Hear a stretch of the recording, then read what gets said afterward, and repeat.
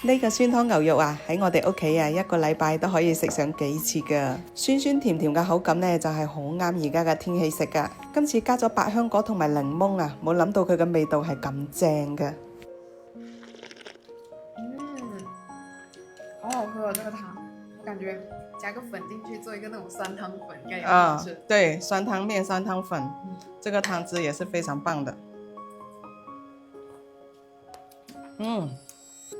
夏天就喜歡吃這種酸酸辣辣的開胃，是吧？邊條係5花剪啊？這些，這3條都是。要這條吧。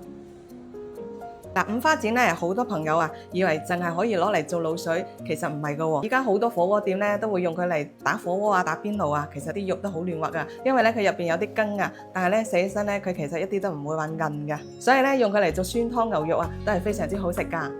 5花剪咧，首先我哋對半切開，嗱入邊佢啲紋理咧就特別豐富一啲嘅，口感咧又都係比三花更加好食一啲。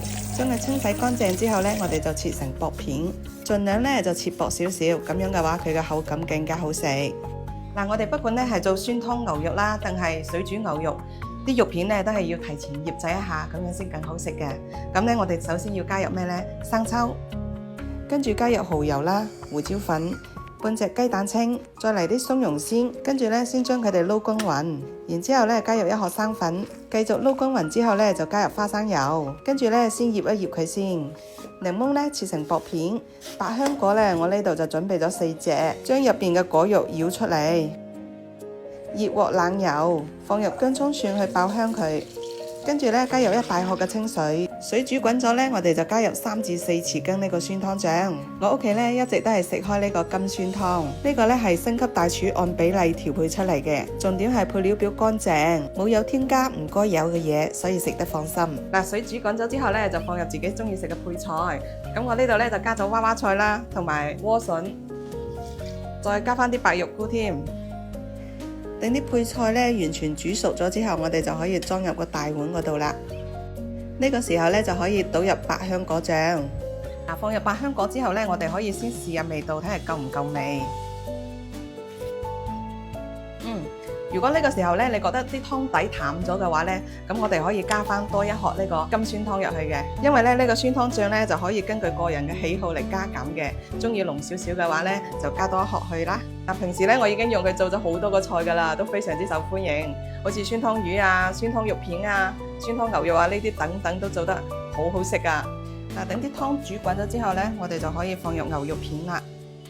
牛肉咧，我哋盡量係咁樣一片一片咁放落去，咁樣就唔會重疊埋一齊啦。